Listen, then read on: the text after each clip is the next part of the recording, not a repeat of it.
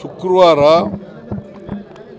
ಅಂದರೆ 7ನೇ ತಾರೀಕು ಶುಕ್ರವಾರ 25-26ನೇ ಸಾಲಿನ ಆಯವ್ಯಯವನ್ನು ಮಂಡಿಸ್ತೇನೆ.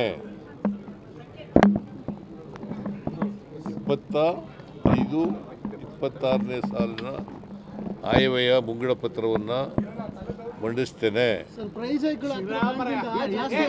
ತಾಳೆಯ ಏನು ಒಳ್ಳೆ ಬೆಂಕಿ ಬಿದ್ದವನ್ನ ಗಡ್ತಿಲ್ಲ. ಅದರ ಮೇಲೆ ಚರ್ಚೆ ನಡೆದು ಅದಕ್ಕೆ ಉತ್ತರನ ಮಾರ್ಚ್ ತಿಂಗಳ ಕೊನೆಯಲ್ಲಿ ಕೊಡ್ತೇನೆ. ಗೊತ್ತಾಯ್ತಾ? ಆಮೇಲೆ ಎಷ್ಟು ದಿನ ನಡೆಸಬೇಕು ಅನ್ನೋದ್ರ ಬಗ್ಗೆ ಬಿಸ್ನೆಸ್ ಅಡ್ವೈಸರಿ ಕಮಿಟಿನಲ್ಲಿ ತೀರ್ಮಾನ ಮಾಡ್ತೀವಿ.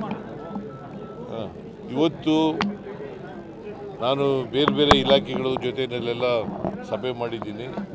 ನನಗೆ ಕಾಲು ನೋವಾಗಿದ್ದರೂ ಕೂಡ, ಮಂಡಿ ನೋವಾಗಿದ್ದರೂ ಕೂಡ ಮನೆಯಲ್ಲೇ ಬೇರೆ ಬೇರೆ ಮೀಟಿಂಗ್ಗಳು ಮಾಡಿದ್ದೀನಿ. ಇವತ್ತು ಜಾಸ್ತಿ ಜನ ಬರ್ತಾರೆ ಅನ್ನೋದಕ್ಕೋಸ್ಕರ ಇಲ್ಲಿ ಬಂದಿದ್ದೇನೆ. ರೈತ ಸಂಘಟನೆಗಳು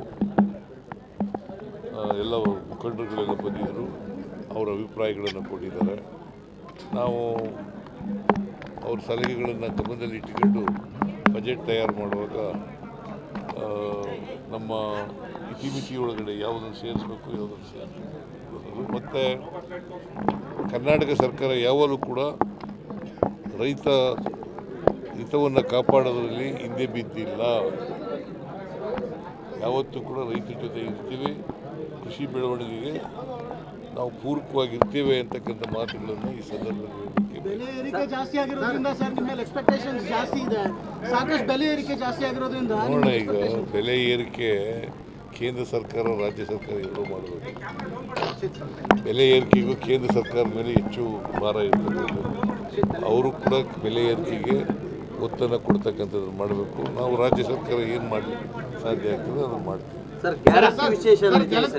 ಜಲಜೀವನ ಮಿಷನ್ ಮೊನ್ನೆ ಟ್ವೀಟ್ ಮಾಡಿದ್ರಿ, ಸೋಮಣ್ಣ ಅವರು ಕೌಂಟರ್ ಮಾಡ್ತಿದ್ದಾರೆ. ರಾಜ್ಯ ಸರ್ಕಾರ ಹಣವನ್ನು ಖರ್ಚು ಮಾಡಿಲ್ಲ, ಹಂಗಾಗಿ ನೀವು ಖರ್ಚು ಮಾಡಿದ ಹಣ ಕೊಡ್ತೀವಿ ಅಂತ ಹೇಳ್ತಿದ್ದಾರೆ. ಇಲ್ಲ, ಖರ್ಚು ಎಲ್ಲ ಮಾಡಿದ್ದೀವಿ. ಅವರು ನಾವು ನಮ್ಮ ವೇಗಕ್ಕೆ ಅನುಗುಣವಾಗಿ ಅವ್ರು ಮಾಡ್ತಾ ಇಲ್ಲ, ಕೇಂದ್ರ ಸರ್ಕಾರದ ಪಾಲನ್ನು ಕೊಡ್ತಾ ಇಲ್ಲ. ಹಾಗಾಗಿ ನಾವು ಅದನ್ನು ಟ್ವೀಟ್ ಮಾಡಿದ್ದೆವು. ಆಮೇಲೆ ಮೆಟ್ರೋ ರೈಲ್ ಇದೆಯಲ್ಲ, ಅದರ ದರ ನಿಗದಿ ಮಾಡ್ತಕ್ಕಂಥವರು ಕೇಂದ್ರ ಸರ್ಕಾರ ಅಪಾಯಿಂಟ್ ಮಾಡೋದು ಕಮಿಟಿನ. ಆ ಕಮಿಟಿನಲ್ಲಿ